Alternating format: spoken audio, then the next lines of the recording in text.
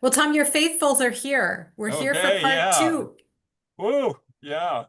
Well, I enjoyed part one, so I'm back. well, I'm thankful, John, and this time because kind of full disclaimer, I'm not an expert. I'm very much part of the conversation. I'm sharing what I've gleaned from my coursework and certification in brain science coaching and some of the information I picked up at Converge in San Diego a couple of weeks ago. And so uh, I had emailed Jill, just there's so much. And what I'm hoping is to maybe review some things that you already know, but that you'll take away, and whoever might be watching this, take away a couple of um, helpful, maybe some foundational practices that will inform the kind of questions you might ask a client and invite them into a more healthier perspective. I mean, that's it's tough out there, Yeah. as we all know, and so I come to this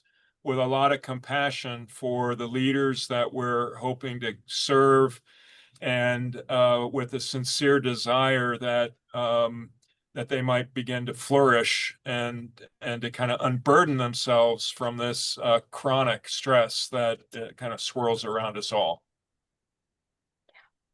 It's spot on. I took an emergency coaching session yesterday with a leader under just incredible pressure. I mean, this person should be a diamond, just the amount of pressure that they're operating Uh, under, and referred them to the recording that we already have of you sharing this information and hoping that this individual will access this one as well. I mean, it yeah. just every day I'm using what you're teaching us, Tom. It's changing what I'm asking.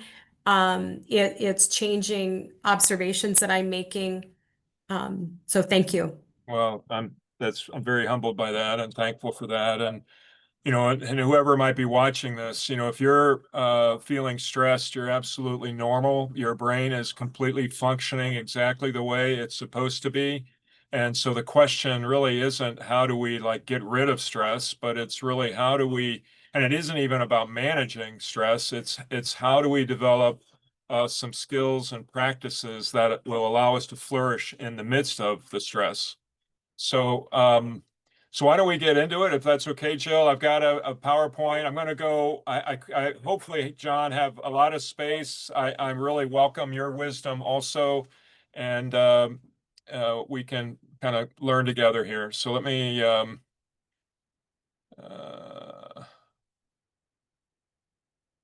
share this, and we'll start. So, so as I was sharing, just I'm very much part of this conversation, and I think about the people we care for who have this statement kind of like in the back of their mind. I didn't go into this, fill in the blank, nursing, teaching, ministry, physician to become this version of me, which is like a gutted, hollowed out kind of automaton, kind of going through the motions. And and and so what I'm hoping is that we can kind of name this sense of feeling stuck or that I've lost it or that I'm broken. Because what I think is happening is it's beyond burnout. It's beyond, take a vacation. It's exhaustion and depletion at a scale that undermines a person's ability to kind of trust their own intuition, trust their own decisions. We lose capacity to kind of self-regulate our responses. And I wanted to just share a personal story very briefly. In my last call, for the first 2 or 3 years of that call, I was working with leaders to create a contemporary service. So we were doing this together. And after 3 years, we had our first service. And about 3 services in, we finally got the nuts, all the little things worked out. And I left the service just like, wow, it happened. And just so thankful and excited. And and I'm greeting people, and outwalk, I'll call her Helen. And I say, good morning, Helen. And before I could say anything else, she said, no joy here, Pastor, no joy. And I was like, ah. Well, sorry, Helen. Keep trying, don't give up, see you next week. Have a great week. Next week comes, music was great. The sermon was fantastic. No, but I mean, the music was great. Everything worked well. I'm out greeting people again. Here comes Helen. Still no joy, Pastor. Just no joy. And my response then was, well, we have an earlier service. It's more traditional. Maybe you try that. And she said, I got up at 7 o'clock every day. I'm not going to get up. I'm retired. I'm not going to get up that early. I say, well, please come, don't give up on us. That following week, I had 3 funerals. The third one was on Saturday. So then I go into Sunday service. This Sunday, the children sang special music. 3 years earlier, we had no Sunday school. Now we've got like 15 kids. I walk out on cloud nine. I mean, it was humbling. It was fantastic. And here comes Helen. No joy, Pastor Tom. I just have no joy. And in hindsight, I know what was going on in my head, but in the moment, I had lost the capacity to self-regulate. And I said something like, I'm really sorry to hear that. Maybe you, and it hurts me to even repeat it, but maybe this isn't the church for you anymore. Maybe there's a church, that would better meet your needs. And off she goes. I go home, we have, a meal with my family, and I lay down to take my typical 27-minute nap on Sunday afternoon. I lay down and my eyes pop open and I'm like, what have I done? What happened? I call her. The short of it is I end up having a meeting with her and our mutual ministry chairperson.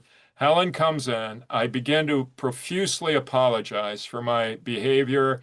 She cuts me off and lays into me for like 90 seconds and concludes by saying, I will never set foot in this church again, and walks out. So while she had activated my amygdala and I got into a stress response, I certainly activated hers and she responded likewise.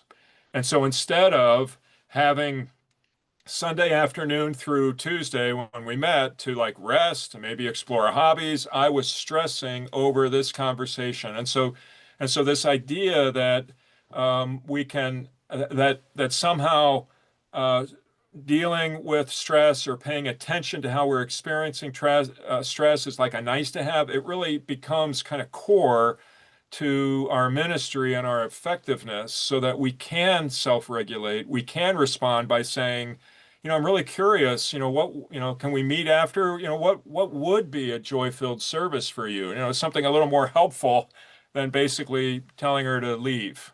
And it still pains me. It's been a number of years since that experience. It still pains me. And I know there are pastors and lay leaders and ministers out there who I imagine have that same those same moments where whether it's to a member of the church or maybe to a life partner or a child, and we wonder after the fact, after our amygdala has calmed down, what were we thinking? So stress is not the problem. As I said, if you're stressed, you're normal because we're hardwired. As I mentioned in the first session, we're hardwired to scan for danger. I had this slide last time. Our amygdala is always on the alert, always scanning for stress, like a home security system. And so the idea that we can somehow abolish stress isn't the issue.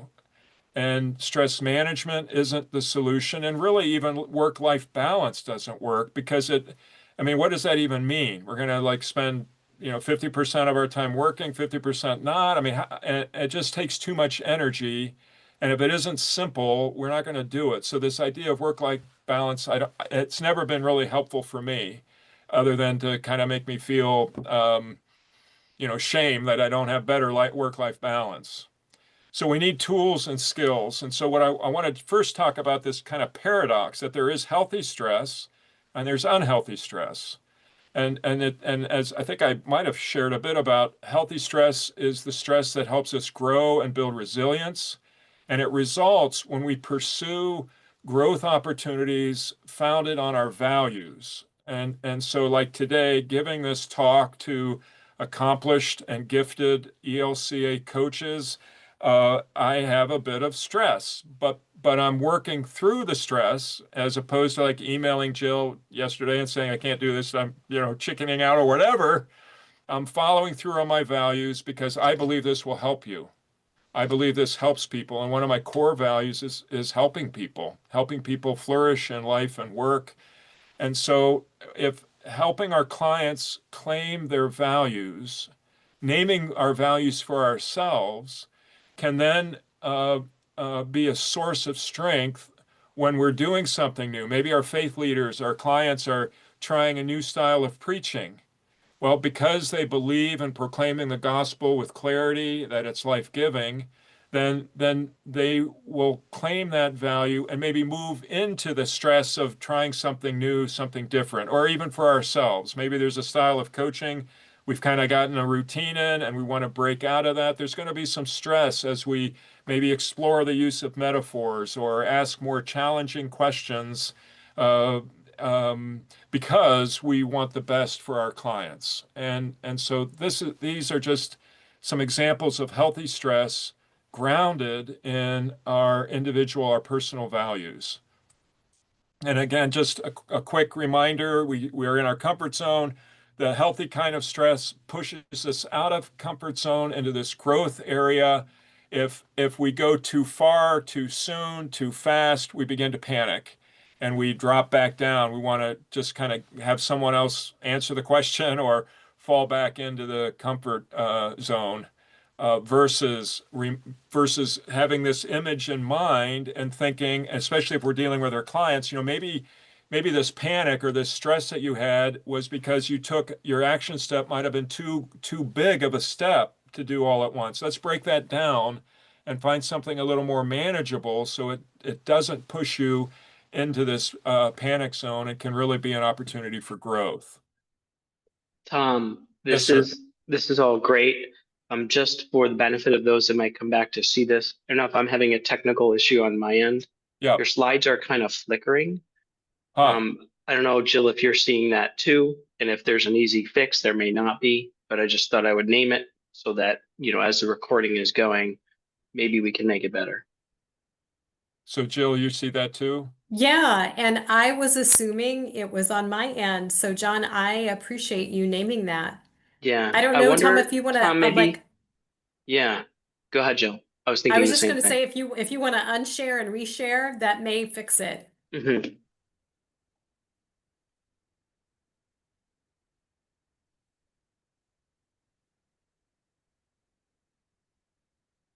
How is that?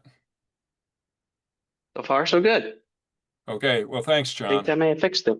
I Hmm. appreciate it. Thank You you. bet. Because that's distracting, right? It's like, great. So now really kind of the crux of what we hope to, discuss today is unhealthy stress, this chronic, unresolved cycles of stress that cause harm.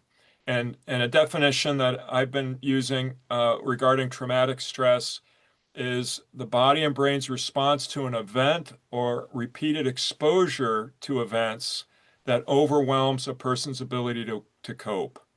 And it occurs when whatever the stressor is, whatever the event is, happens, there's too much of it, or it happens too fast, or we experience it too long, or it happens too soon before we're ready.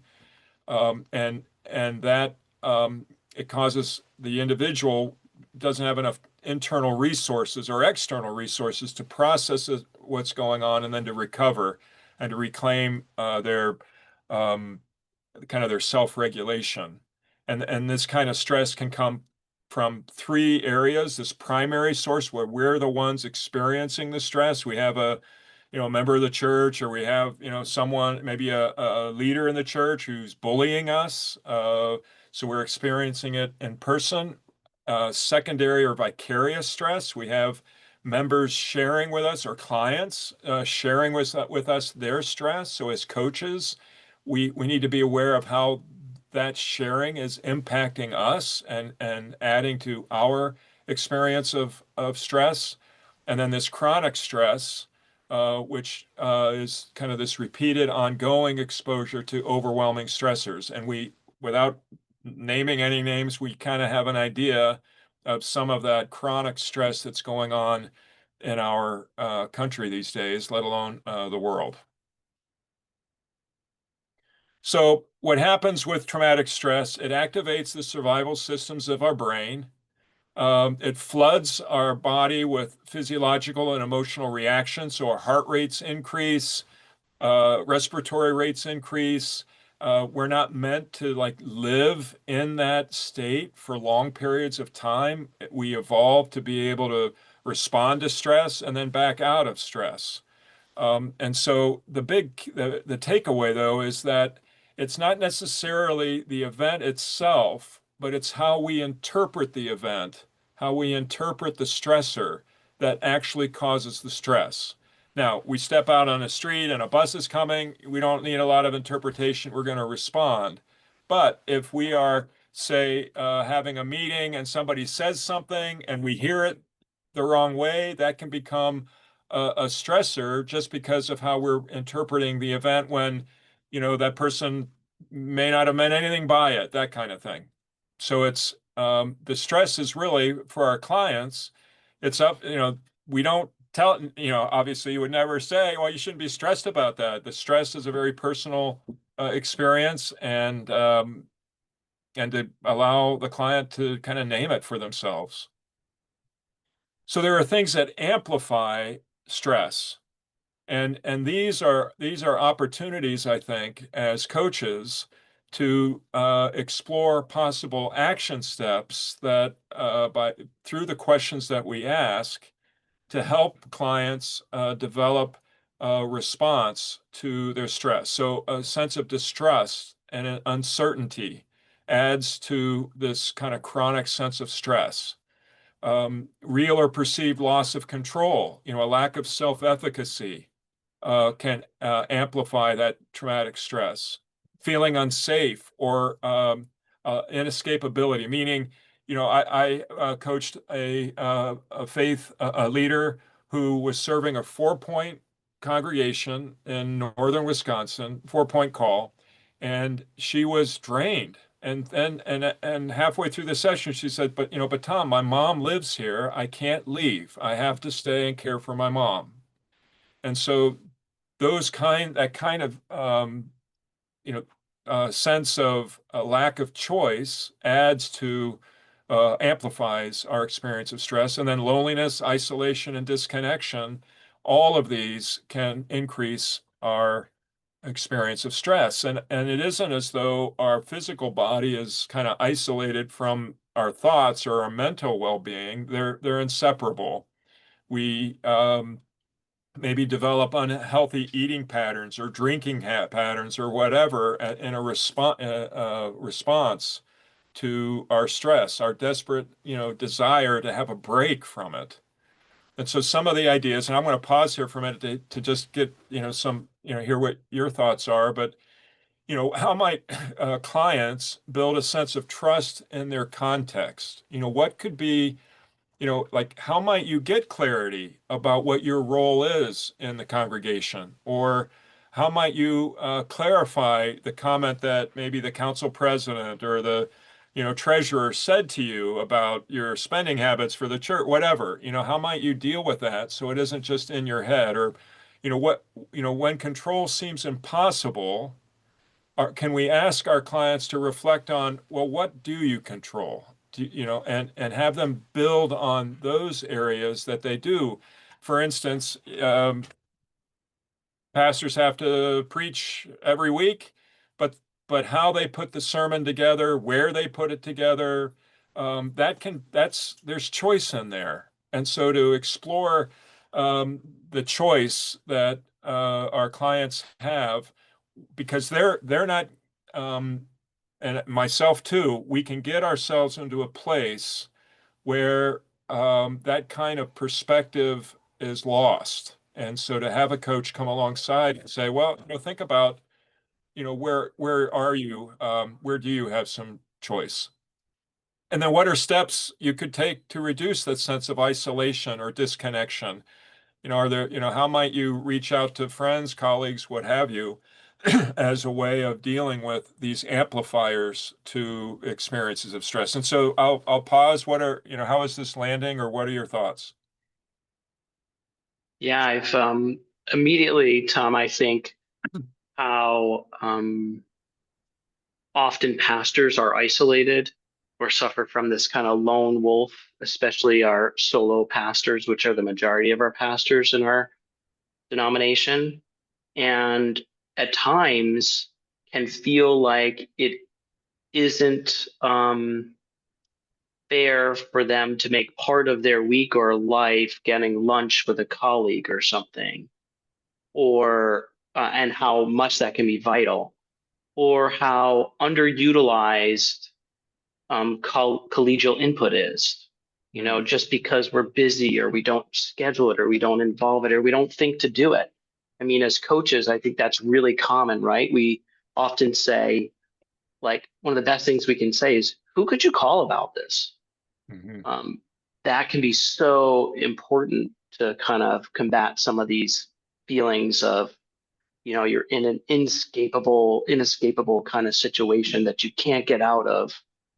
Someone can just crack that open with a new insight from a colleague that's not as emotionally invested in the situation. Yeah.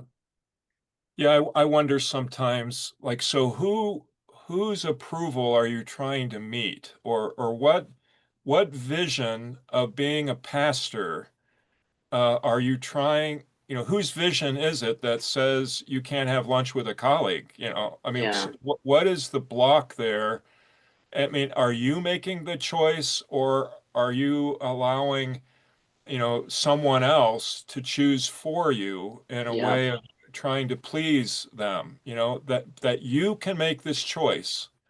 And right. when you answer, those kinds of questions can lead, I think, really into some deep kind of self-understanding, and maybe the types of survival responses that we've learned in our past, maybe those aren't as helpful as they used to be. And it can create opportunities um, to have hope, really, that you can do things differently in response to the stress. And that stress isn't, it's not optional. I mean, taking time to connect with colleagues. There's a message to get out is that's it's not like optional. Like, if I have time, it really becomes part of what it means to be a healthy pastor that is fully present for the people they serve. Mhm. Yeah. One of the So, questions I love to ask Tom and John is, where can you combine some of these things? In other words, where might you combine sermon prep with time with a colleague? If you're preaching on the common lectionary, right? There are others in your synod in your region that might be doing that, or somewhere in the country that's doing that, because the gift of Zoom allows us access in a really broad way. yeah, And for colleagues that consistently say, I have no idea where I'd fit that in, that's a question that I love to ask. Where might you combine something that Mhm. you would be completing your prep and having that collegiality need met at the same time? Yeah. great, thanks. So, one of the aspects that I take away from Dr. Saroff, who was in San Diego at Converge, she talked about the dose makes the poison. And she started by saying, if you drank 4 gallons of water, you would be going to the ER. So it isn't that, or an aspirin. You drank, ate a bottle of aspirin. So similar, she was using that as um, uh, a metaphor for the kind of stress and how often. So if we could help clients think about like dipping into stress and then coming out of it, going into the cycle, but realizing it's not the place to live. You've got to back out because it primes our nervous system. and it actually causes us to look for stresses. And that's where we might find ourselves saying, um, why did I go nuts when, my partner asked me to swing by and pick up a gallon of milk? I mean, what, but it's like I've got so many things to do. Getting a gallon of milk, getting a gallon of milk was just one more thing, and it adds to this threat cycle, and stress is cumulative and compounding, which I think speaks to, like, if there are folks listening to this, or if you have clients who say, I just came back from vacation, and I'm already exhausted. It's because 6 or 7 days away, as wonderful as that might be, doesn't get to the deep depletion that has occurred through, say, 6 months or 9 months of being exposed to chronic stress. And so we'll chat a bit about how it's important not only to have those breaks, those weeks off, but to have micro breaks like throughout your day and throughout your week. So all this again leads to this sense of, I didn't go into this ministry, coaching, teaching to become this version of me. There we get those moments where we think, I can't believe I said these things to people. And I don't know how to get out of it. And I think that's where coaches can really come in, to partnering with the pastors and our clients. So again, every second of every day, our brain is asking, am I safe or am I not safe? And they don't distinguish necessarily between what happens to me and what happens to those I care about. So if we have members of the church, our family, our friends who are experiencing trauma, we take that on. Our clients are taking that on also. And it's just to have that awareness, especially as coaches, because we're going to take on the trauma too. And so there could be coaching sessions where afterwards we realize maybe we have to cancel our next session, because of an awareness of needing of having more space than maybe we ordinarily would have taken, because of the kind of stress that a client shared with us, or trauma that they shared with us. And what I found this quote really interesting, that trauma comes back as a reaction, not as a memory. So when we think of traumatic events, when I think of this experience I had with a member of the church, I'm like kind of reliving. I mean, I sensed in myself the disappointment and kind of shame I had in the moment of that realization. How could I have done that to this person who had been a member of the church for I don't know how many years? And so it can be relived, and add to the kind of the cumulative effect of the stress.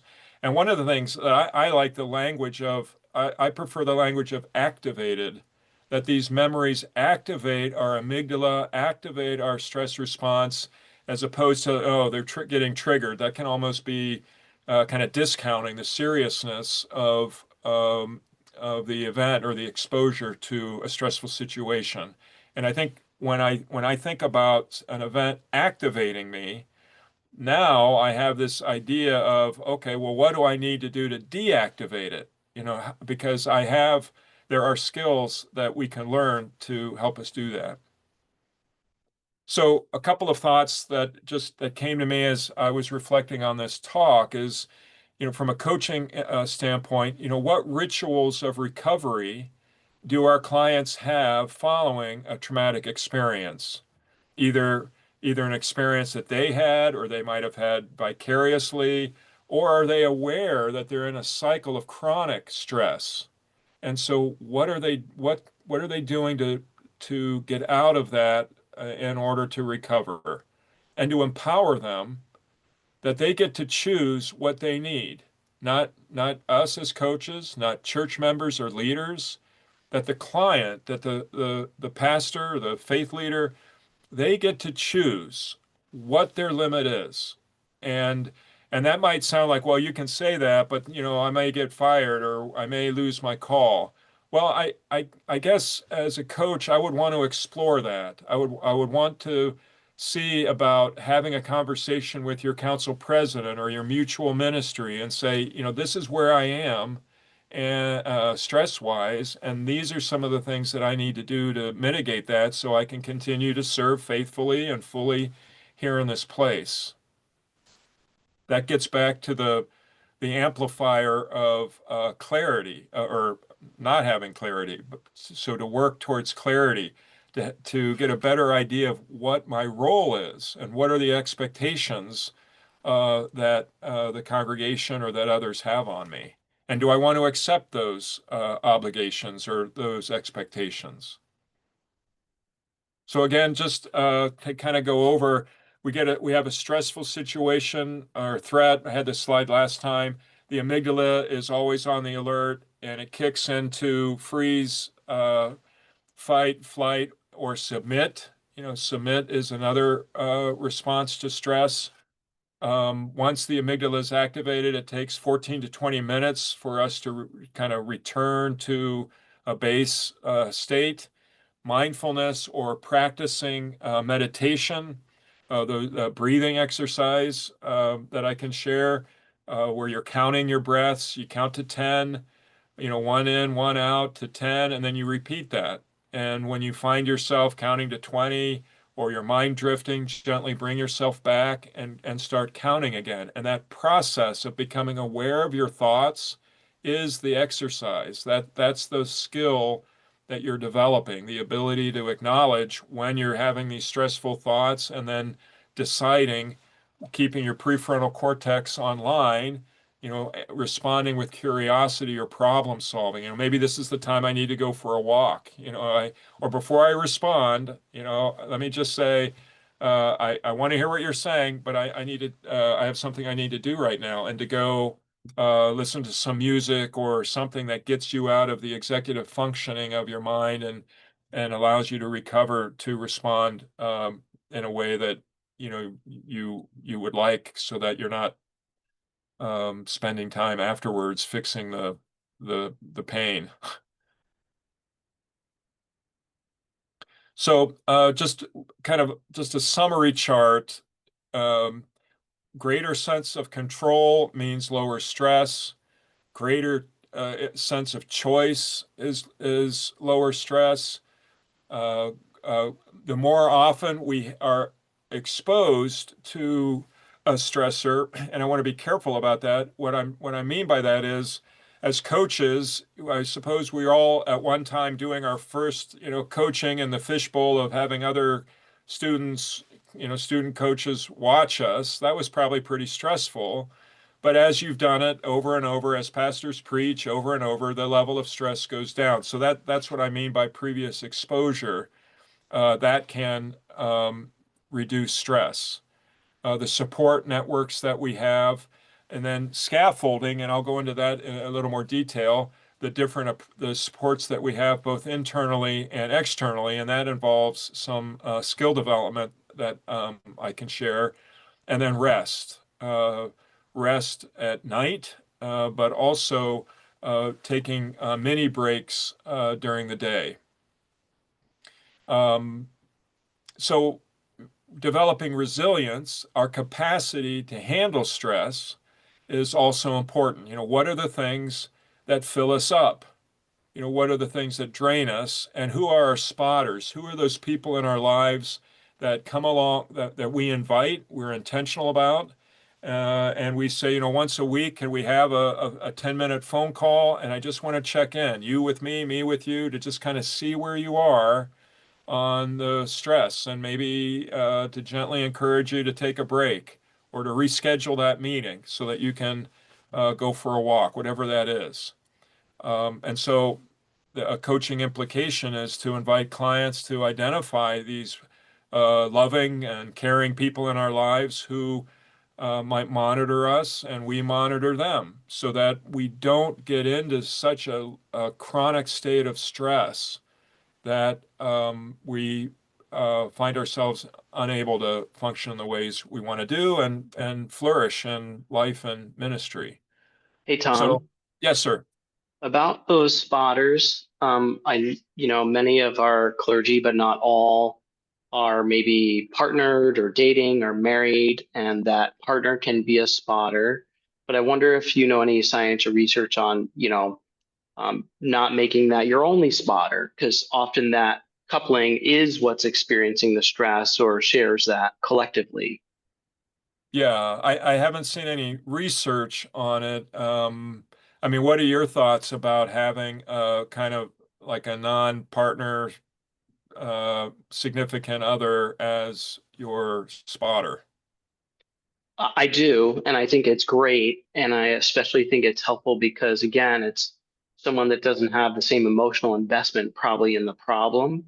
Hmm. Um, in the way that I partner, we share a lot of our problems together. So to have someone more objective that's maybe not involved but is a trusted partner is really helpful for me. And I would think for a majority of people it would be helpful. Yeah, I wonder if there's a pastor who would hear this and they're feeling like completely drained. If that would, if someone could come and say, contact Jill, get a coach, and focus on this real intentional, I need someone to help me monitor my stress and then to help me kind of develop these action steps so Mhm. that I can get out of like kind of that triage, that initial, I'm just so overwhelmed, I don't know what to do. I mean, I think that's where certainly, John, like you're saying, non-partner, either colleagues or friends, but if you want that completely confidential person who can speak to you objectively, then I think that really is a place for coaches to come alongside a person as well. Yeah, and as you were saying that time, I was thinking in a practical way too. A lot of people, I think, probably similarly function like I do, where you're with that partner at the beginning of the day and the end of the day. And the end of the day is often when, if you're in chronic stress, you're already depleted. So it kind of becomes this cycle, right? If you're bringing a depleted self to a situation, Hmm. perhaps, having a coach in the middle of the day that's not your partner could be a real benefit to that, to kind of breaking that cycle too. Well, and I wonder if stress can be experienced vicariously, are we giving our partners like, stress from what Mhm. we're sharing with them? And so is Mhm. that is the situation that I'm experiencing at work or whatever actually impacting the health of my partner because I'm sharing it with them? That's not to say you don't share, but I think there's some room for reflection on the depth of the sharing, possibly, because it could, cause our partner stress to increase. Yeah, because you have the side that our brain doesn't distinguish between who we care for that's experiencing the stress on ourselves. So often our partners are the person we care about the most, or in our top five at least. Yeah, So that yeah, makes a lot of sense for the brain science too. right, right. So building your scaffolding, I have two worksheets that I can show, but and if you don't want to go to my website, that's fine. You could email me or what have you. I'm happy to just send it to you. I put a resource that lists nine scaffolding activities, I'll say, and then I also have a worksheet that you could share with a client that they could take and that they could kind of maybe as an action step fill out this worksheet on identifying using these nine options, two or three that would really work for you to break this chronic stress cycle. So once our amygdala has been, kind of lit up, then it's going to stay lit up and until it gets resolved. And when we have stressors compiling on top of each other, that's where these scaffolding activities can really help break that stress cycle. So scheduling recovery time between emotionally heavy sessions, which kind of goes into this idea of looking at your week and scheduling your week based on your energy as opposed to just your time and filling out blocks of time. So when possible, sandwich stressful meetings or appointments or topics in between those activities that fill you up. That's a way of kind of building resilience in your day, as opposed to just randomly just putting it in whenever. And as I mentioned last time, knowing that there are certain times of the day when you're at peak performance or peak presence, and that maybe those are the times to tackle the more challenging ones so you can be fully present. Peer supervision or accountability partners are helpful, as we've been talking about. Clear boundaries around work hours and availability.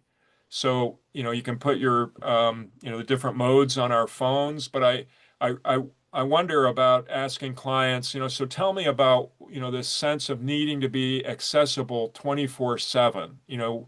What's behind that, or what's going on with you that you think that, the definition of a good, faithful pastor is being available 24/7, or other examples. How might you, because here's the thing, we live in a time when the world doesn't tell us when to quit anymore. It used to be you'd come home 5 o'clock, I don't have a cell phone. I've already read the paper. I might as well play with my children or talk to my spouse or partner. But now, or on the weekends, 5 o'clock, whoo, Friday, TGIF. Well, that's gone. I mean, your work is in your pocket. And so now it's up to you to decide. We have unlimited choices, and we like that, but we hate making decisions. And so that conflict gets us into trouble, and no one is going to make the decision for you anymore. And so one of the things I try to do with my clients is to empower them to say, based on your values, what are you going to say no to? And and that when you create boundaries of living, you actually increase your capacity to live. When you set limits, it creates space for innovation and creativity because you can focus. And so, understanding that we live in, and that it really is a time to decide, um, how you're going to frame the priorities of your life. Because if you don't, you're going to end up near the end of your life having the number one regret that people have, and that is living their life based on someone else's perspective, or what you think someone else wants you how they want you to live, instead of choosing how you want to live, and how you want to manage your time and life. Organization systems, checklists, workflows that can manage decision fatigue. So create decision-making rules in advance. For instance, you might say, if I had that rule, I'm sorry, I don't do more than 2 funerals in a week. And I get it that, I mean, um, I don't know how practical that response would be, but at the end of the day, I guess in the long run, having these kinds of rules, maybe I don't have 3 meetings in a day. I limit it to 2, or I don't have more than 8 meetings a week, or whatever it is. Having these rules in place, or when someone comes out after worship with a criticism, I have the rule of saying, "Well, I appreciate that, thank you," and that's it. And so you create these rules ahead of time so that you're not um, uh, having to decide in the moment or say something that you would rather not say. And then grounding practice. Sometimes, Yes, Tom, please. I was going to say, sometimes too, it can even be rules with, I don't know how to say it. We struggle sometimes. We feel like we don't want to be so assertive. We come across as mean as Mhm. pastors, pastor types. But I can think of another way to say that, which is, if someone asks you to do a third funeral in a week, you could be honest and say, "Oh my goodness, I already have 2. I don't think I could do as quality a job for your loved one this week. Are you open to another possible date?" And most times I find when I say stuff like that, especially this came up with evening meetings for me, there was an assumption on both sides, mine and the person's, that evening was the only time we could meet. And so I got into the habit of saying, are you available for a lunch meeting or a breakfast? Because that's a lot easier for me during the work week. I'd say 90% of the time the other person is. I just Right. had to ask. Yeah. So thanks for that. Yeah, the rule and how you express the rule is important, right? So, I like the way that you're saying, so that I can be fully present for your loved one and prepare. Could we do the funeral next week? And then your examples about meetings. Absolutely. We get locked into how we think people expect us to behave. I had a rule. And I talked to counsel, when my kids were in high school sports, they usually played Tuesday, Thursday night. And so I said, I would like to watch my kids play. They're going to be here for 4 years and they're gone. So I am willing, like you, John, I'm willing to meet any other time. I can meet for breakfast. I can do these other things. I just can't meet from, 5 to 8 o'clock on Tuesday, Thursday nights or whatever it was. And having those conversations, the thought of having that kind of a conversation might be stressful for a pastor. So, as a coach, how can we kind of walk through that with them and develop some action steps to keep them within that growth zone without going into the panic zone? So some internal scaffolds are the breathing practices, reflection, journaling. I've got a couple of different breathing exercises in the resource. Um, self.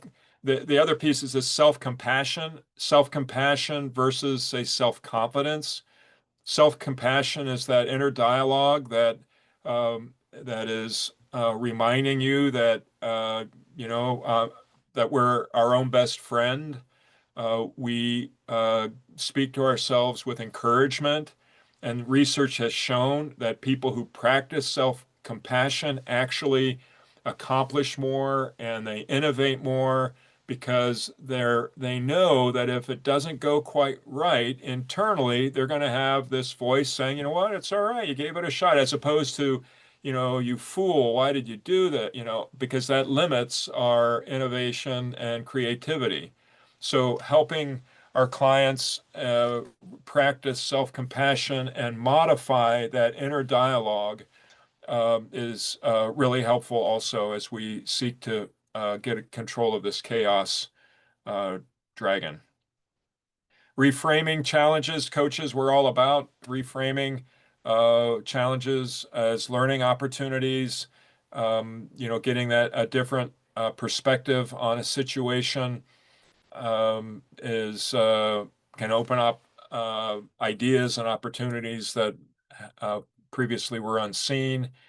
And then again, maybe I've worked with some clients where we've gone through like a value identification so that when it comes to some of these decisions that confront us, we can go back to that foundational, where here are my 3 or 4 core values as a human being. And I'm going to make my decision based on these 3 or 4 core values, because at the end of the day, no matter how well the decision turned out or not, I can look in the mirror and say I was truthful or faithful to these values that I hold. And it's that kind of process that can get us into can help us try new things and experience personal growth, personal and professional growth. So, just some coaching implications that I thought about. Again, inviting clients to name what they can control. They can control something, so what are those things that they can control, and maybe helping them reframe those things that they think they can't control. Um, Identify the choices that they do have. They could go, like you're saying, John, you could go to your leadership team and explore other options for meetings. It doesn't have to be done the way it was always done, and you can still get the information or the conversation. You can still have those. And like Jill, you could have, you can have a lunch meeting where you're both having some social support as well as maybe kind of cranking through a sermon, or how do you handle a specific situation in the congregation? One of the things I had shared last time, that our most underused resource to combat stress is other people, colleagues. And so just lifting up again the power of being in community. I mentioned a bit about this kind of pre-decision, deciding that, at 6 o'clock, my phone is off and I'm present with my family, or, I'll only take texts so that if there's an emergency, or, that I want to be available for, but to come up with those kinds of rules so that you can uh, you can take a break, that there isn't a 5 o'clock stopping anymore unless we come up with it for ourselves, and whatever time works for them. And then again, the core value. So some key points. I don't know let's see how we're doing. Got a few minutes. So the dose makes the poison. And so if a client is constantly experiencing stress, that's a signal to say, something has to change. I can't change it for you, but it's not, you're not going to be able to sustain this level of stress for long without having serious health issues and an erosion of your quality of life, your sense of joy. Rest is not a reward. You don't get to sleep because you worked, 15 hours. It's not optional. And 7 to 9 hours is just what the human body needs. I mean, we can have moments where it's 5 or 6, but know when you do that, you're diminishing your efficiency. It's going to take you longer to do things, adding to the fatigue, that we talked about last time. And then micro rests throughout the day are really important. I attended one of the speakers at the Converge talked about he was talking about the power of being in nature and feeling like having a house plant, and like he brushing by, and just that the physicality of touching a plant can lower stress. And one of his suggestions was to you take pictures of a mountain, or changing color of the leaves or whatever. Well, have a file on your phone of those images. And when you're heading into a stressful situation, you may not be able to go out for a walk, but for 90 seconds, you could look at that image. You can practice some deep breathing, and that will develop the resilience, and it'll break that stress cycle for a minute and a half or so. But those micro breaks add up, and they prevent the kind of chronic depletion that can happen without them. And then I like this concept of harmony over work-life balance. How can you harmonize the demands on your time with your own personal goals, with your values, the people you love, knowing that stress is inevitable, and also knowing that you have the ability to change. And I guess one of the questions, before I guess I should go back, one of the questions I had for you, Jill and John, are, how do you, I'm thinking about a client who is depleted. Maybe, a client that you were sharing about, Jill, someone who, um, when you suggest the idea that, you really have more choice, they're like, they can't even see it. What are ways that can kind of penetrate that deep depletion, and then help, building them, back up?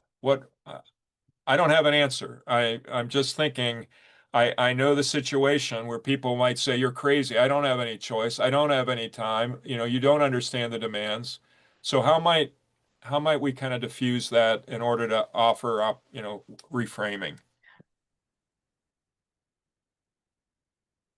I was thinking about the technique of inviting people into like the try it mentality, like try it. Often, if we're kind of stuck and we feel like we have to make a change, that seems overwhelming.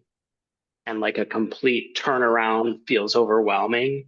But if you can invite a client into like an experimental, like experiment with your life. What if you, for this month, before our next meeting, what's one thing we could try for fun to see if it makes any micro difference in your life?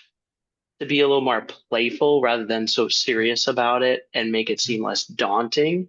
Because we know these little, like you're saying, micro changes make a big difference.